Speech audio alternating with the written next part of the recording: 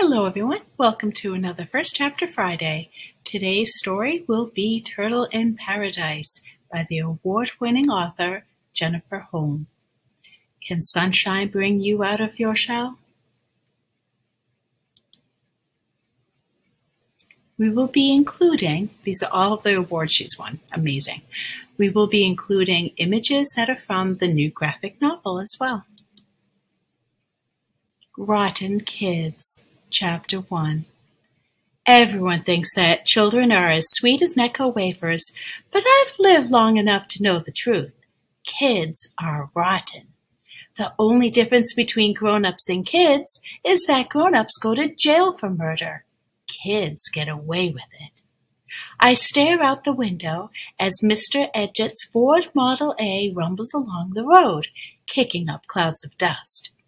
It's so hot that the backs of my legs feel like melted gum, only stickier. We've been driving for days now. It feels like an eternity. In front of us is a rusty pickup truck with a gang of dirty-looking kids in the back, sandwiched between furniture, an iron bed, a rocking chair, battered pots, all tied up with little bits of fraying rope, like a spider web.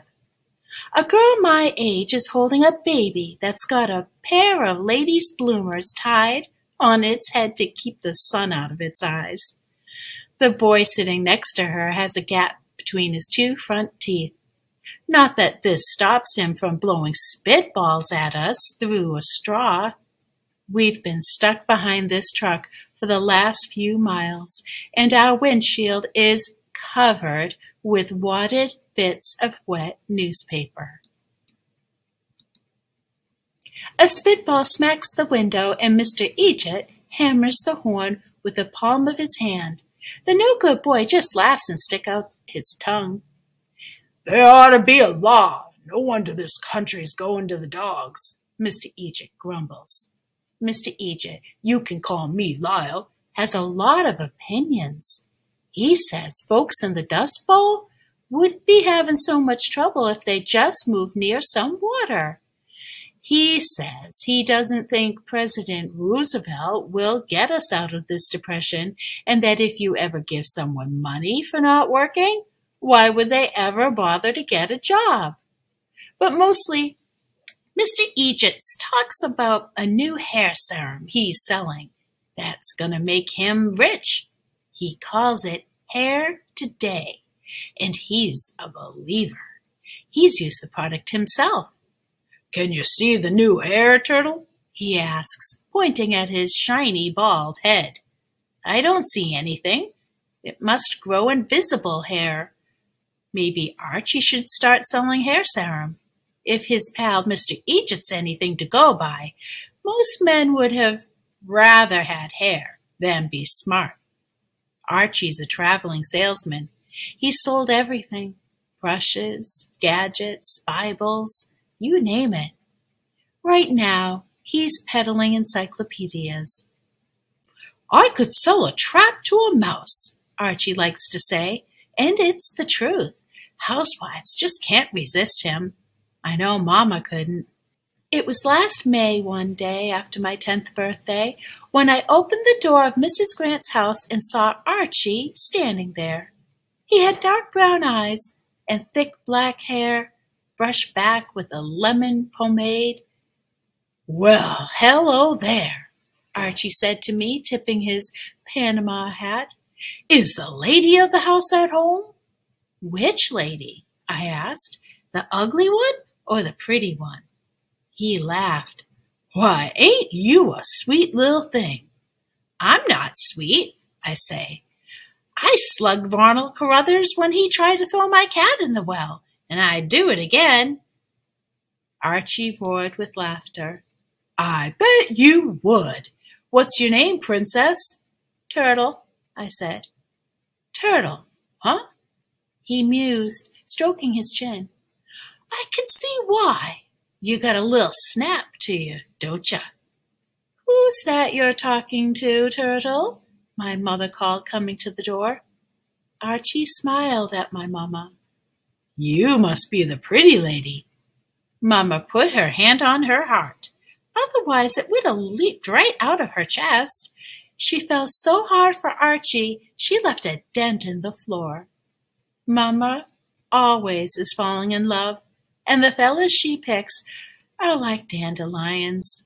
One day they're there, bright as sunshine, charming Mama, buying me presents, and the next they're gone, scattered to the wind, leaving weeds everywhere and Mama crying. But Mama says Archie's different, and I'm starting to think she might be right. He keeps his promises, and he hasn't disappeared yet. Even Smokey likes him, which is saying something considering she bit the last fella Mama had dated. Also, he's got big dreams, which is more than I could say for most of them. Mark my words, Princess, Archie told me. We'll be living in Easy Street someday. That sounds swell to me, but even I know there's going to be a few bumps on the way to Easy Street, and I'm sitting right next to one of them. You're like little orphan Annie and her dog, Mr. Egypt says, eyeing Smokey, who's curled up in my lap. You know Annie's dog? What's its name? How can someone have opinions on baldness and not know the name of Annie's dog? She's the most famous orphan on the radio and in the funny pages. You know the dog that's always with her? I look out the window. The one that's always barking? Sandy, I say. Right, Sandy. He says that with a pleased look. What does Sandy say again? Arf, I say. That's good. Sandy says arf. Mr. Egypt chortles. Does your cat say meow? I roll my eyes. What happened to your cat anyhow? He asks with a sidelong glance at Smokey. She got the mange? She got burned, I say, smoothing my hand over Smokey's ragged patches of fur. That why you call her Smokey? No, I say. The name came first. I still don't understand why you couldn't stay with that old dame, Mr. Egypt says. Place was a mansion. Looked like something Shirley Temple would have lived in.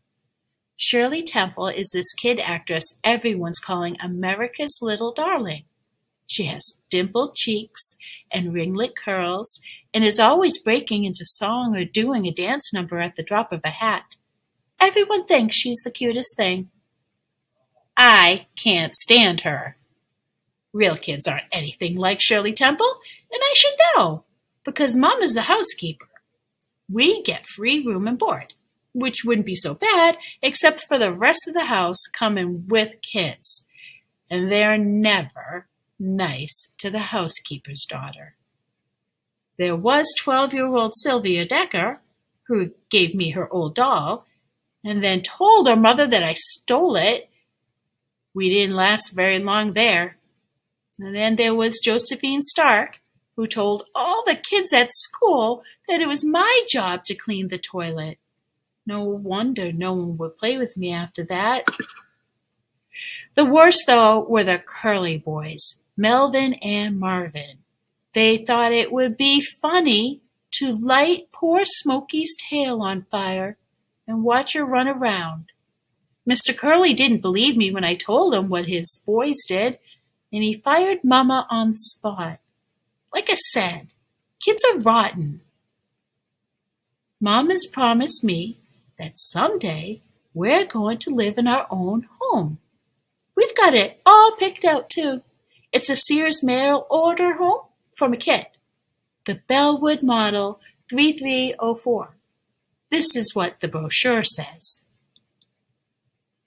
The Bellwood is another happy combination of a well-laid-out floor plan with modern, attractive exterior. The design is an adaptation of a small English cottage. There's a living room, a kitchen, a dining room, 2 bedrooms, and a bathroom that comes with something called Venetian mirrored medicine case. I don't know what it is, but it sure sounds fancy. Still, we're a long way from living in the Bellwood. Mama says she's lucky to have a job with Mrs. Budnick, considering how tough times are. I don't know how lucky I am, though. Mrs. Budnick shook her head when Mama brought our things over to her house. You didn't say anything about a child. Children are noisy. I can't abide noise, Miss Budnick said, tapping her foot. I asked Archie if I could stay with him. Princess, he said, shaking his head, I live in a rooming house with a bunch of other men. I don't think it's exactly the kind of place a young lady should be, if you get my meaning. So now I'm on my way to Key West, to live with my mama's sister Minerva, who I've never met. Mr. Egypt's a pal of Archie's, and since he was already going to Miami to meet with the feller about Hair Today, he offered to give me a ride. Also, he owes Archie a bunch of money. I guess Hair Today isn't exactly an overnight success. Mama thinks me going to Key West is a swell idea. You'll love it, baby, Mama told me. Mama is good at looking at the sunny side of life. Her favorite song is Life is Just a Bowl of Cherries. I blame Hollywood. Mama's watched so many pictures that she believes in happy endings. She's been waiting her whole life to find someone who'll sweep her off her feet and take care of her. Me? I think life's more like that cartoon by Mr. Disney, The Three Little Pigs. Some big, bad wolves always trying to blow down your house. Ahead of us, the pickup truck is swerving wildly. The kids in the back are clinging to the side. What's that fella doing anyway? Mr. Egypt asks. I think his tire's gone flat, I say. A moment later, the pickup truck pulls off to the side of the road in a cloud of dust. We slow down beside the truck. There's a worn-looking lady in the front seat, staring straight ahead, a drooling toddler asleep in her lap. The fellow behind the wheel is rubbing his eyes. Mr. Egypt calls out the rolled window, You need any help there, buddy? Do we look like we need help? The boy in the back asks. Mr. Egypt shakes his head. Bunch of fools, this whole country, he says, and then we start to move again. I lean out the window looking back. The boy blows a spitball, but we're already pulled away. It falls short, landing in the road. And that's it. I guess you'll find out what happens by reading the rest of the story. But now you have two choices. You have the actual novel and you have the graphic novel. I hope you enjoyed this production and have a lovely week. Bye.